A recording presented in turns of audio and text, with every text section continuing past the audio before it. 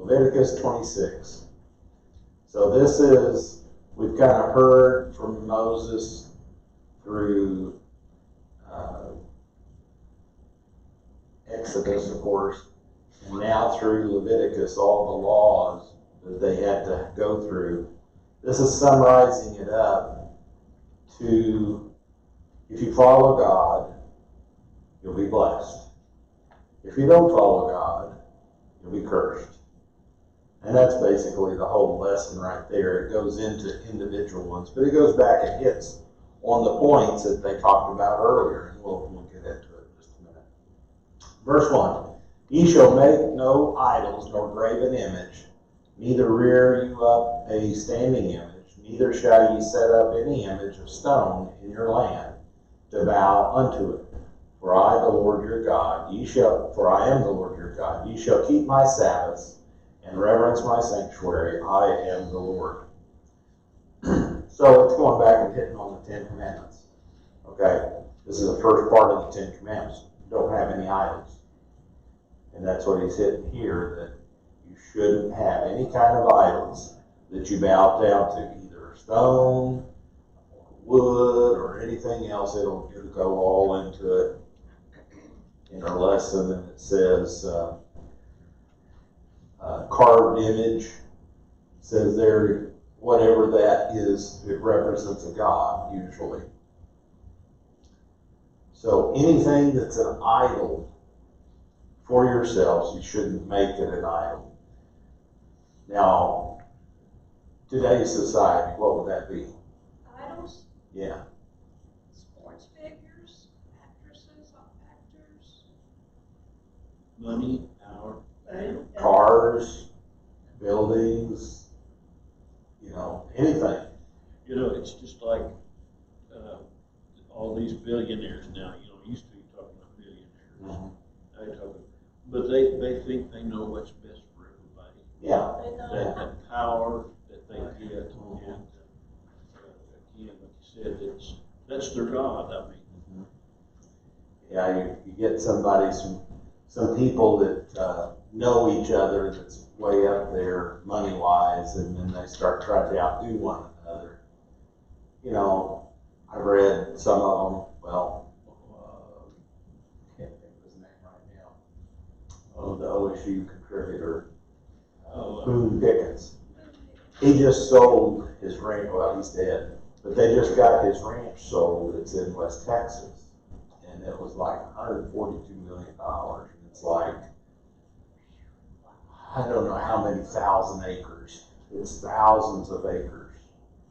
And that ranch that he had is incredible. I never was down to it. And why I say that, I never would be down to it. But he was on our board, Exco.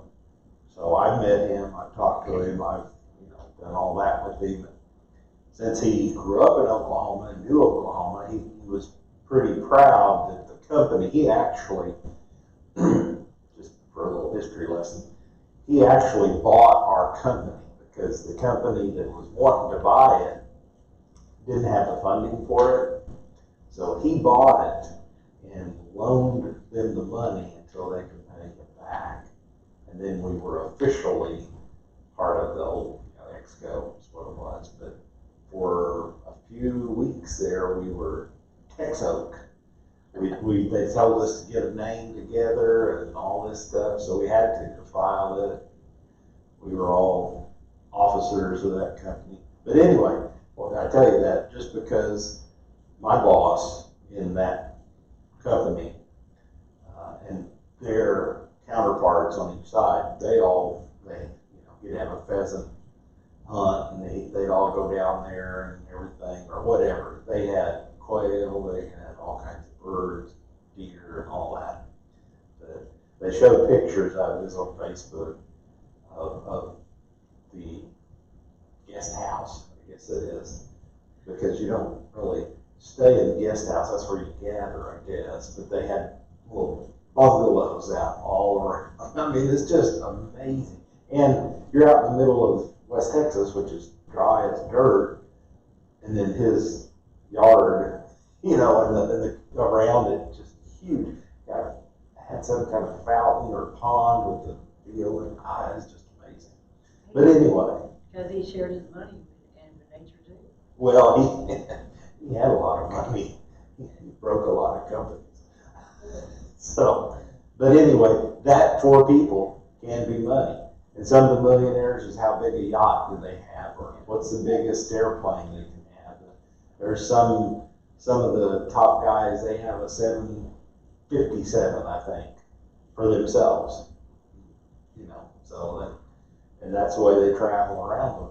And it costs like $25,000 a day to run a 747 or 757, just the fuel and the. Cost, just, like you said, it's astronomical an hour just to keep it running. You have to have like, I don't know, 20 people to run, you know, to fly the thing, 2 captains and, you know, captain and co-pilot and navigator and all that. So anyway, it's a totally different world than what most of us are used to.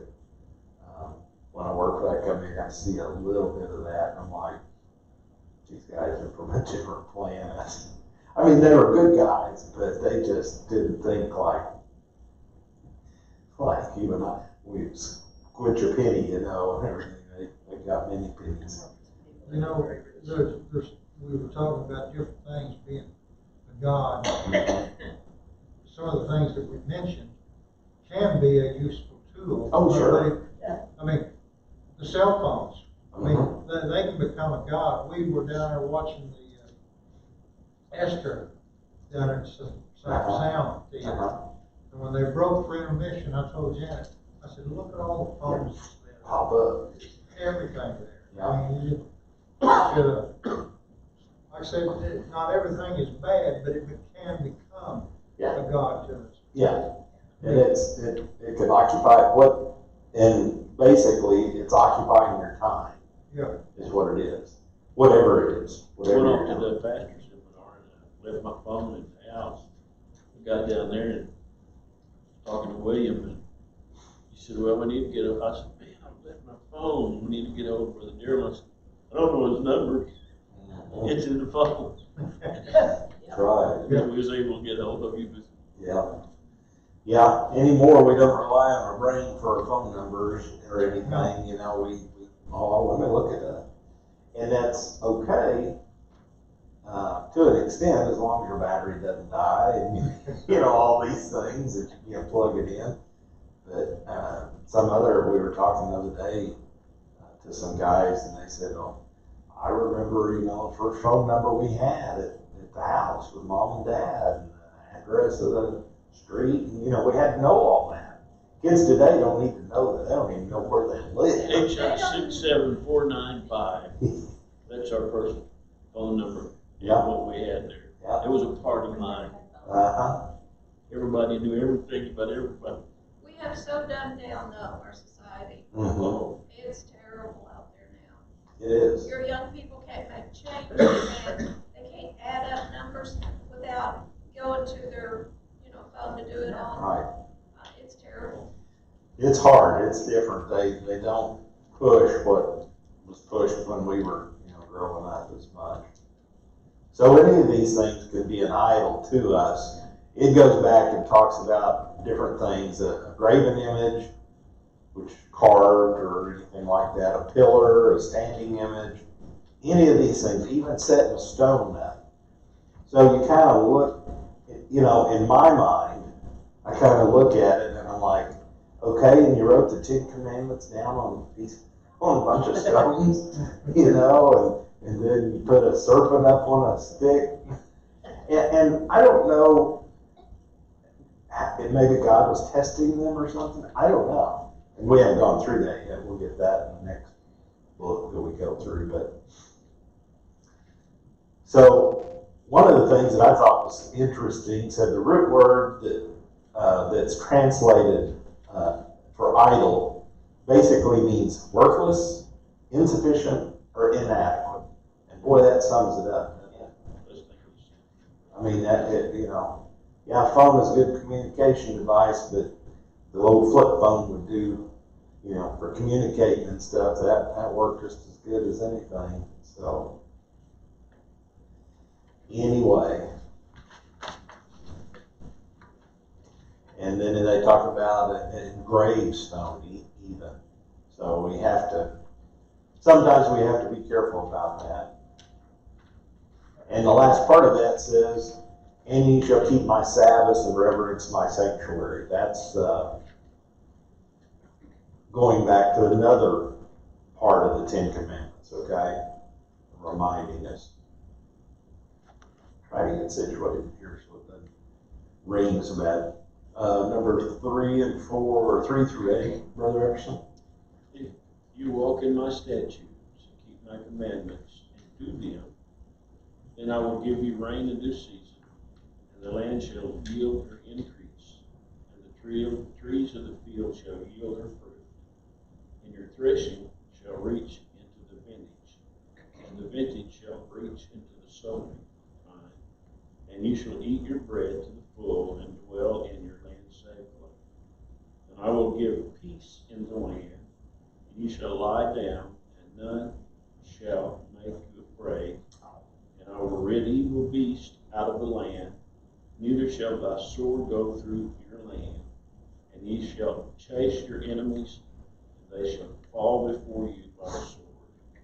And 5 of you shall chase 100, 100 of you shall put 10,000 to flight. Your enemies shall fall before you by the sword. Okay. Hang on just a second. I think it's this line. Go.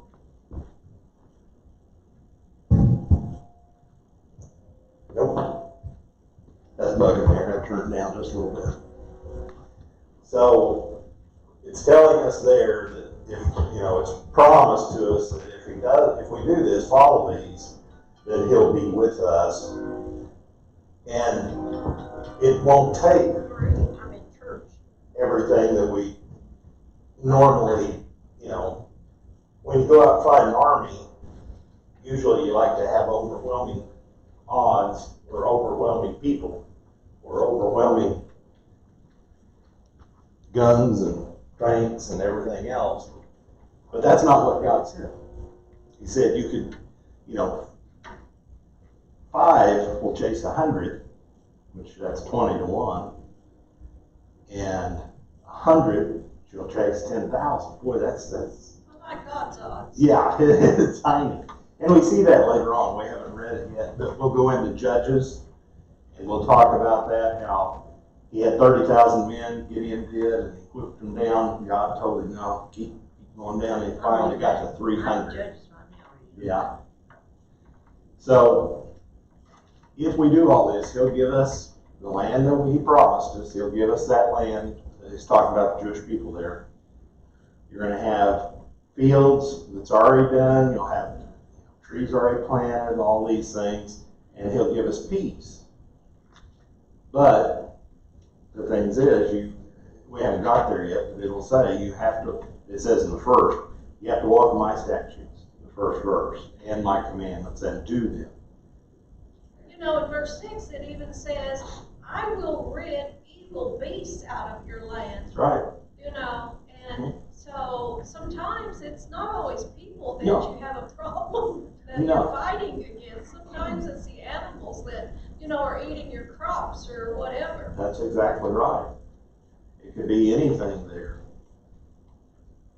You read that and you think about the conditions of the world. You see that you realize why the world's in the mess that it's in.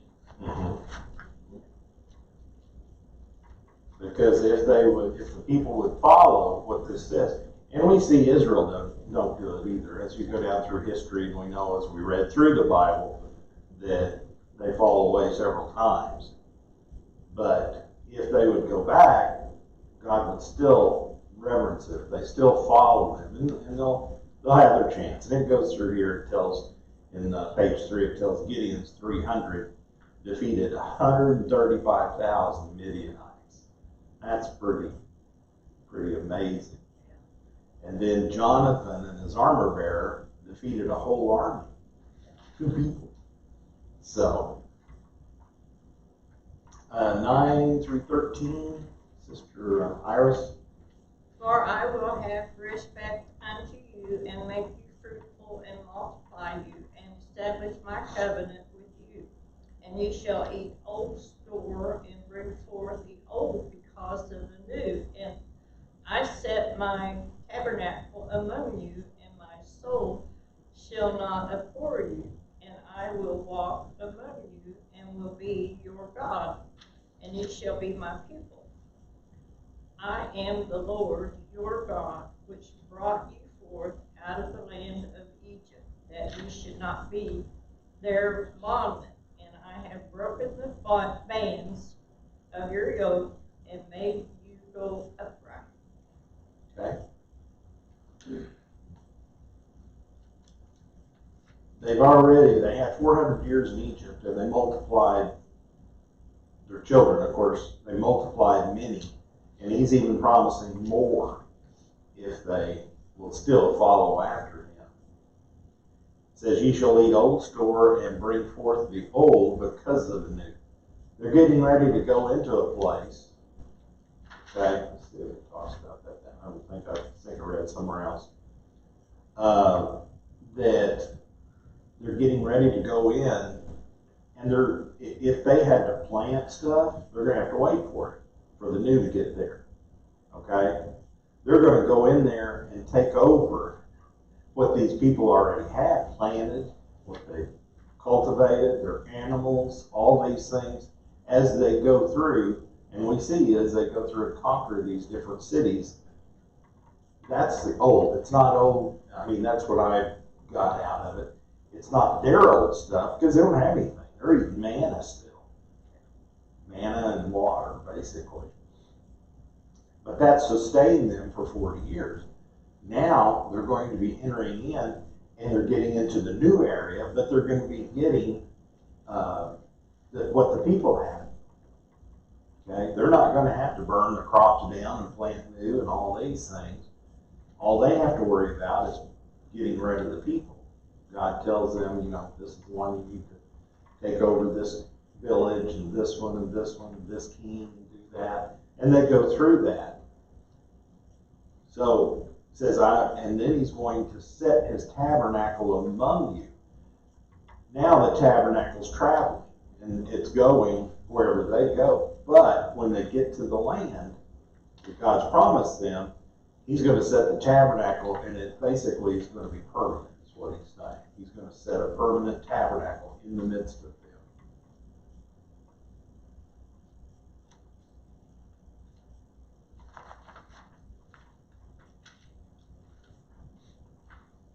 Okay, 14 through 17, Sister Barbara. But if you will not hearken to me, and I will not do all those commandments, and if you shall despise my statutes, or if your soul arbor my judgment, that word? Abhor my judgment, so that you will not do all my commandments, but that you break my covenant. I also will do this unto you. I will even appoint over your terror and the consumptions and the burning heart of you that shall consume the eyes and cause the sorrow of the heart. And you shall sow your seed in vain, for your enemy shall eat it. And I will set my face against you, and you shall be slain before your enemies. They that hate you shall reign over you, and you shall flee when none pursueth you. Okay. So we've had the blessings. If you follow me, if you follow after what I've said, these are all the things that's going to happen. Now, if you don't follow me, this is what's going to happen. It's basically everything that God was going to allow them to do to the enemy. I mean, again, every time we think about that, we've got to remember they've been gone for 400 years, but for over 600 years, that had been theirs, their land. I mean, when they left out of there to go to Egypt. But in essence,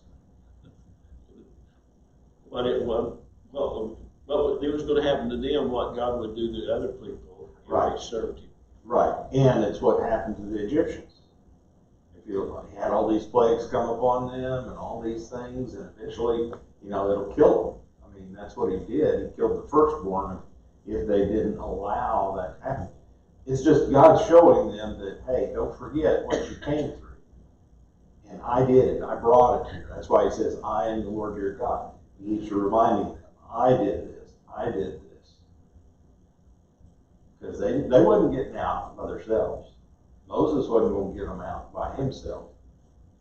It had to be God to move upon them. So all these different things that's going to happen if they don't follow, God's going to help them to overcome the people, and it's going to happen to their enemies. Of course, most of them are going to be wiped out and have war because God's going to be with them. But later on, if they don't, God's going to still be with them. And these curses are going to be upon them and all that thing. Now, if they turn their eyes against God or turn away from God, it's going to come back onto them. These curses, if you break the covenant, that's what he's saying. And remember, Moses asked him when he went up to the top of the mountain, will you do what God has told us to do? He's getting ready to tell us to do. You know, he went up the first time, and then he's going up the second time to get the commandments after broke the first time because they didn't. They'd already promised they would, and then they messed up already. He's just reminding, because all those people are dead. 40 years ago, all those people died. So these are the new group setting up for them. Hey, that happened to your folks, that's why they're not here. Because they didn't believe. You know, people want to hear about the blessings. Mm-hmm. Sure. I mean, I was talking years ago to a pastor, and we were talking about tithe. Mm-hmm. And he always preached the benefit, and he said, I preach the blessing. And I said, well, every once in a while I preach the curse. And he said, well, I don't preach the curse. Yeah. Well, and you talk to people today. One time I had a neighbor come over, we were talking, and she got her, yeah, I don't like to hear all that hellfire, brimstone stuff. And I'm thinking, people like to hear the blessings. Mm-hmm. But if you don't hear the cursing, you will not appreciate the blessing That's very right. much. That's right. It's what comes along with it.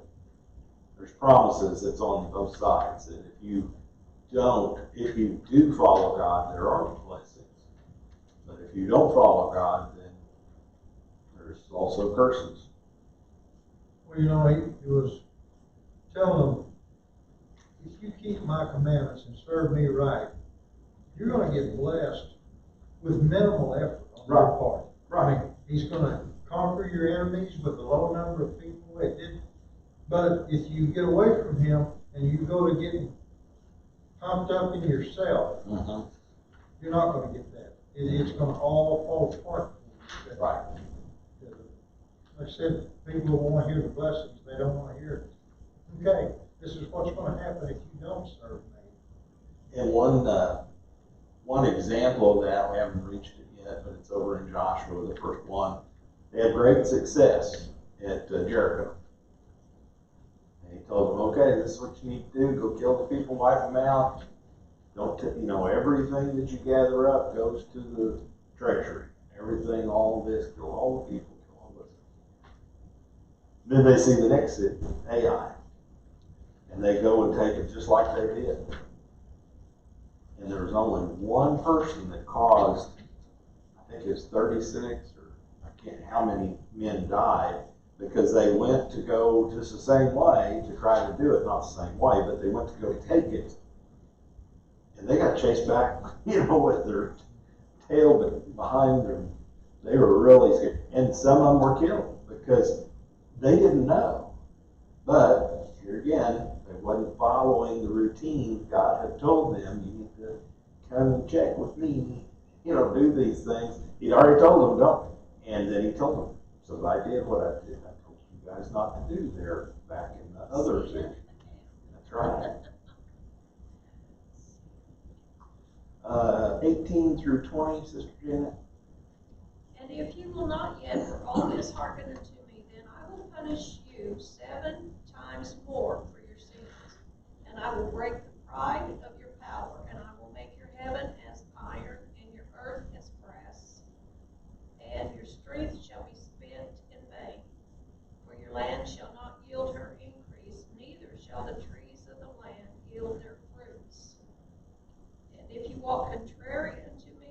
Oh, that's okay. If you want to read the next two, you can. No, that's fine. Okay. But it's kind of going back, it's just elaborating a little bit more, and all through this next 20 verses is about like that.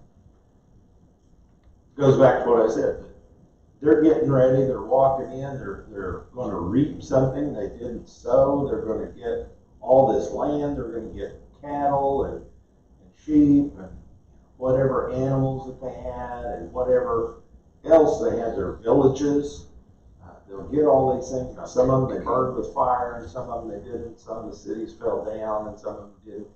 But if you do that, you're really walking easy. You know, it's just like walking in and taking over. But if you don't, they're going to be running you out of town. Just exactly like what they said. And even if you get, go ahead. 7 times more. Yeah. Yeah. 7 times more. I was wondering too, 7 times. I wonder how. How many I don't know how times? you did it, but That is. That's bad. 7 times more. Well, it's bad. just like when a fire's hot, and then and Daniel says it's hot, heated it 7 times hotter. Boy, fire's hot. That guy was in here working on that copier today, and he pulled out a little rod and kind of grabbed it. He didn't do it real fast, but he let go pretty quick, and then he got his pliers out and pulled it out. He said, that was really hot. I said, yeah, I kind of gathered that. Boy, it don't take much. Doesn't look hot, but when you grab it, it's hot. Well, now this is me, okay, a minute. But when you think about today, okay, and God's no respecter of person. Mm-hmm. I mean, if he would do that to his chosen people. Exactly. And now he sent his son to die. Uh-huh. Okay. And we do the same thing they did. And we don't expect, it's like, God, man. We want our cake and eat it too. It's kind of the way some people say it. But I want to, as a preacher, as a pastor, I want to preach a balanced message. mm-hmm. I want to preach the blessing, but also I'm called to God to preach. If there's a curse that goes with that, mm-hmm. I'm supposed to let the people know. You're keeping just as Paul did. He pointed things out. Hey, that's not right. You guys shouldn't be doing that. I know a pastor, a pastor of one of our churches, and he had another friend, and he pastored. It was a Pentecostal church, mm-hmm. and when they was with their organization, it was a very conservative church. Mm-hmm. But he said I quit preaching what they need, and I started preaching what they were. And he went out on the town where we lived and went out and built a great old big church, and they were running 500, 600, 700, But I'm thinking, God's going to get us for that. Yeah. We've got to preach what's in the Word. I mean, and there's a lot of people that don't want to read all of it. They want to read just parts that helps them out or that makes them feel good, whatever it is. So, 21, 22, Harold. And if ye walk contrary unto me, and will not hearken unto me, I will bring 7 times more plagues upon you, according to your sins. I will also send wild beasts among you, which shall rob you of your children, and destroy your cattle, and make you few in number, and your highways shall be desolate. That's pretty harsh, isn't it? We always hear one of the things that you hear a lot is, why would a loving God do whatever? Well, it's because the people aren't doing what God told them to do in the very first place. Because you're not doing what He said. That's a result of that. A good parent disciplines their children. Mm-hmm. 23. And if you be not reformed by me by these things, but will walk contrary unto me, then will I also walk contrary unto you, and will punish you yet 7 times for your sins. And I will bring a sword upon you that shall avenge the quarrel of my covenant. And when ye are gathered together within your cities, I will send a pestilence among you. Ye shall be delivered into the hand of the enemy.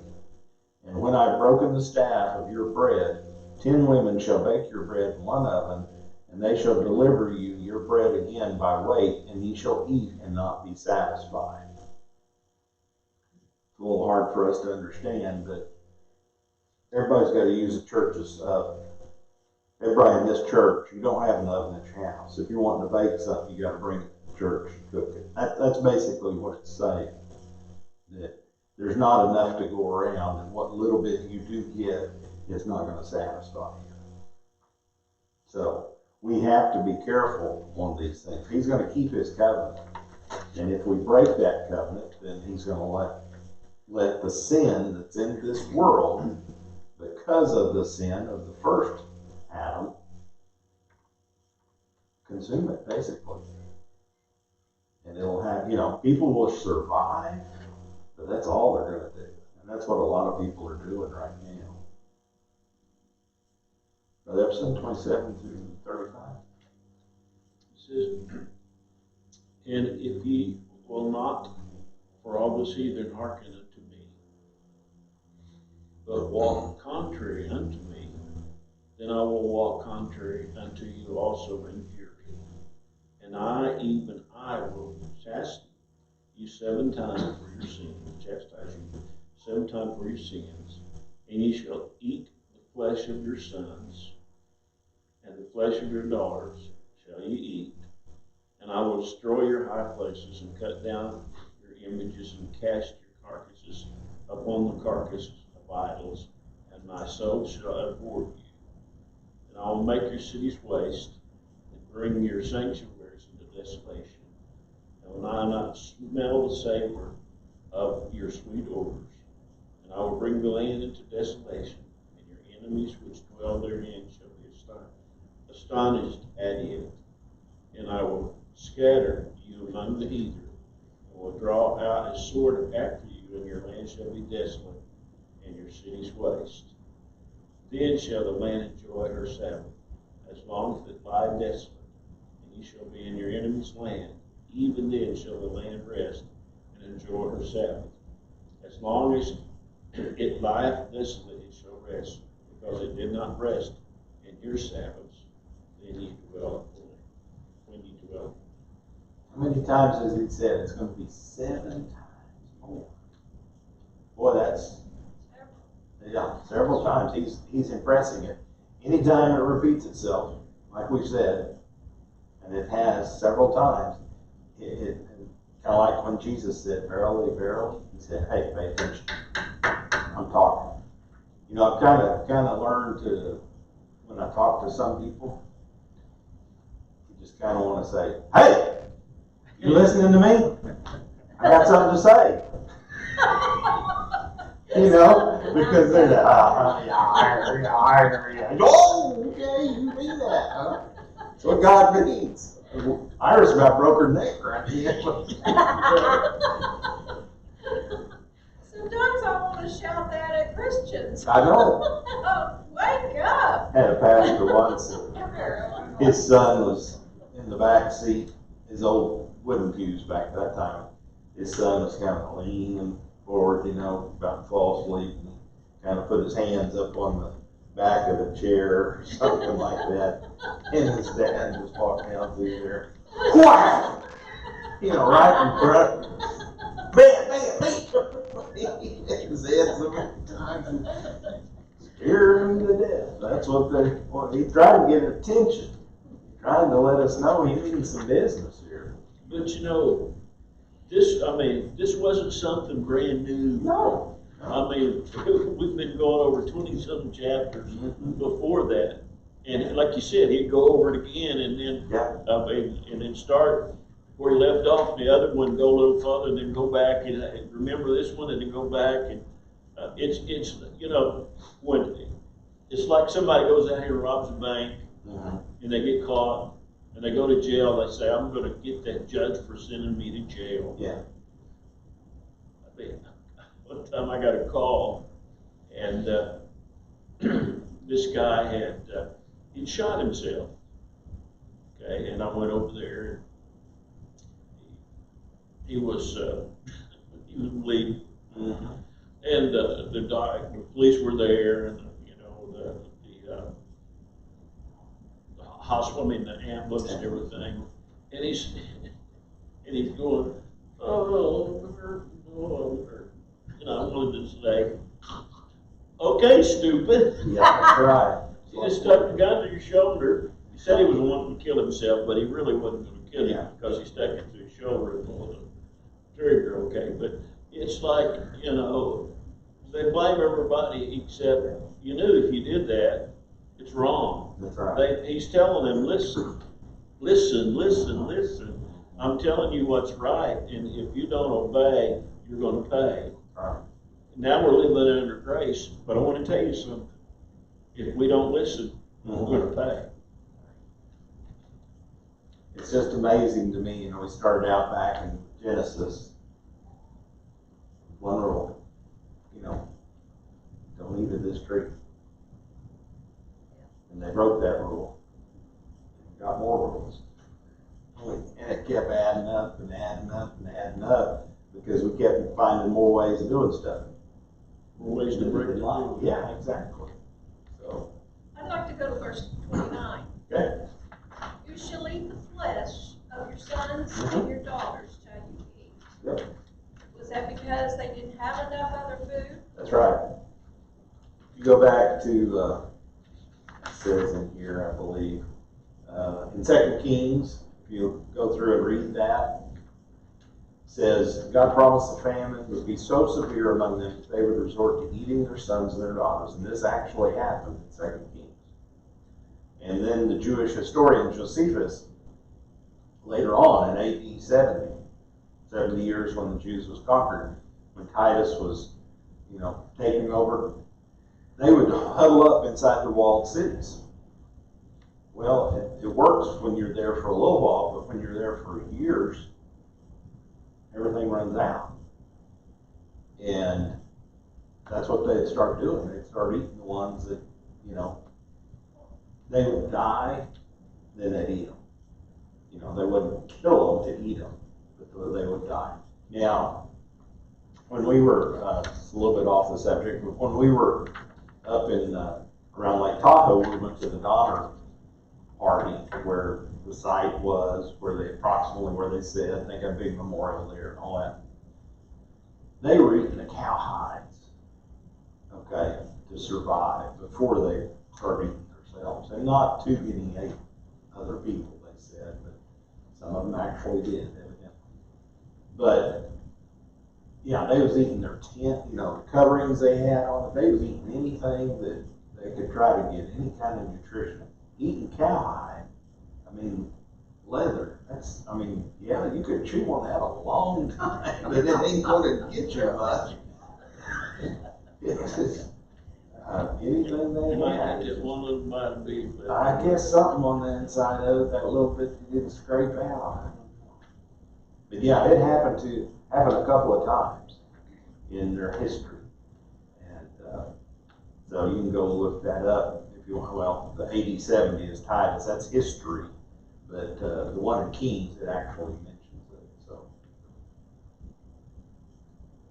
verse 36.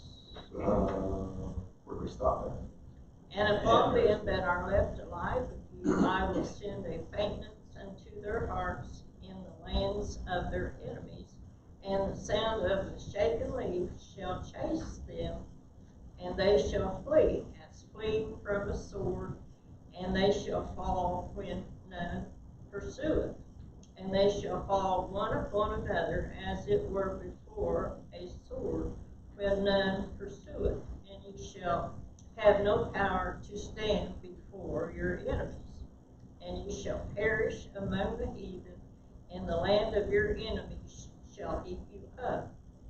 And they that are left of you shall pine away in their iniquity in your enemies' lands, and also in the iniquities of their fathers shall they pine away with them. So he's trying to impress upon them. Okay. Later on, we hear some stories where they conquer people like this. The army hears a rustling in the trees and scares them away, and they take off. The army had nothing to do with it. It's God sent that through. Well, here it says it's going to happen to them. And you're going to be so scared you won't be able to. You'll want to run away. That nobody's actually pursuing you, but you're scared all the time. So that's what he's trying to impress upon them. And look, just we ain't even finished. That's kind of the finishing part of the curses. We go back and compare how many verses are the blessings and how many verses are the curses. There's a lot. Well, it just think about it. Fertile land, live in safety, savage beasts removed, swords removed, victory over enemies in God's favor. Mm-hmm. Then unproductive land, live in a foreign nation. Israel did every one of those things. Right. And even now, I mean, that little land over there, God has blessed that little section of land over there. Uh-huh. I mean, it's some of the most productive, but What they could have been if they would have kept on following after. 42, Bertha. If they shall confess their iniquity, the iniquity of their fathers, with their trespass which they trespassed against me, that also they have walked contrary unto me, and that I also have walked contrary unto them, and have brought them into the land of their enemies. If then their uncircumcised hearts be humbled, and then they accept the punishment of their iniquity, then I will remember my covenant with Jacob, and also my covenant with Isaac, and also my covenant with Abraham will I remember, and I will remember the land. Okay. Just telling them, you have a promise out there. I promised to your forefathers. But the promise is you got to do what I say. Do what I tell you to do. have to confess their iniquities. That's right. And also the iniquities of their fathers. Mm-hmm. And that's because of the ones that they didn't follow after. They could have been in the land right then. They could have been working 40 years in the land because they were there just a little over a year. They were right there on the Jordan ready to go over. But they didn't. So their fathers, had them wait for that period of time because they would not follow after them. 43 through 45, Janet. The land also shall be left of them, and shall enjoy her Sabbaths, while she lieth desolate without them. And they shall accept of the punishment of their iniquity, because they despised my judgments, and because their soul abhorred my statutes. And yet for all that, when they be in the land of their enemies, I will not cast them away, neither will I abhor them, to destroy them utterly, and to break my covenant with them. For I am the Lord their God. But I will, for their sakes, remember the covenant of their ancestors, whom I brought forth out of the land of Egypt, in the sight of the heathen, that I might be their God. I am the Lord. He's coming in and he said, you're going to have all these curses if you don't follow but I'm still not going to throw you away. You're still my promised people. He talked about the covenants that he had with their forefathers, Abraham, Isaac, Jacob. And what about this? There it said there in the land also shall be left, and they shall enjoy her Sabbaths. A while ago it mentioned this, they're going to continue to have the Sabbaths. The land's going to lie dormant. Yeah, if you don't, because what it's saying is if you do this, and if you don't follow the commandments I've said, and one of the commandments is to have a Sabbath, let the land rest, let all this, if you don't have it, I'm gonna let the others run you out, and the land will have its rest. You won't have no land. It will get rest. And that's what it's saying there, that it's gonna happen if it will get the rest that it needs. They could either do it or God would do it. Yeah. Yeah. So, and that's why we said, when he was talking about that a week ago, or maybe 2 weeks ago, that time period where they were captured and out in Babylon, that was a set of Sabbath years that was set up that the land rested, that they could allow, because they didn't do it before time. They weren't following it. So they got it back, and then that's when they, started trying to do it again.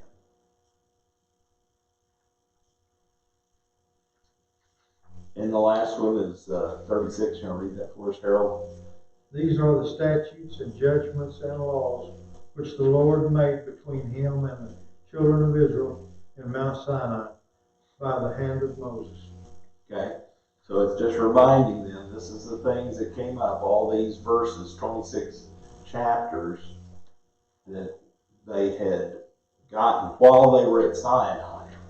Okay?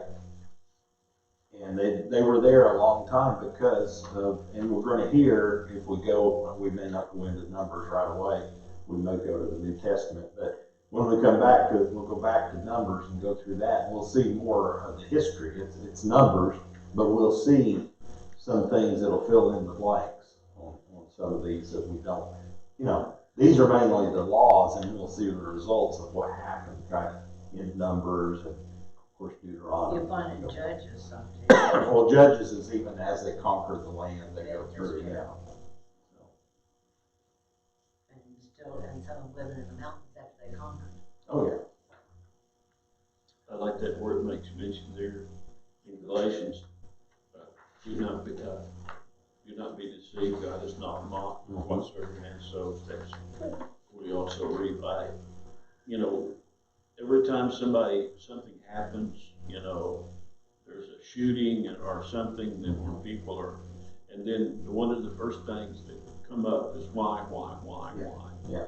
And that's, do not be deceived. God's not mocked. That's right. And, when we, the society that we live in, we've lost the respect for life.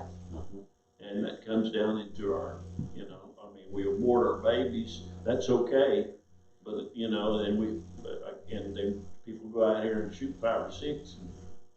The young people are so confused.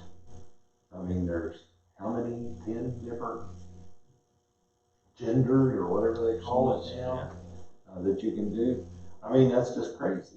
It's just how they can, because of all that confusion, that's why some people, they don't understand. Well, it's like, now you become one called fluid. In other words, it can flow. Yeah, back your way. Anyway, so any questions, comments? Say goodbye to everybody. Good night, everybody. Thank you for the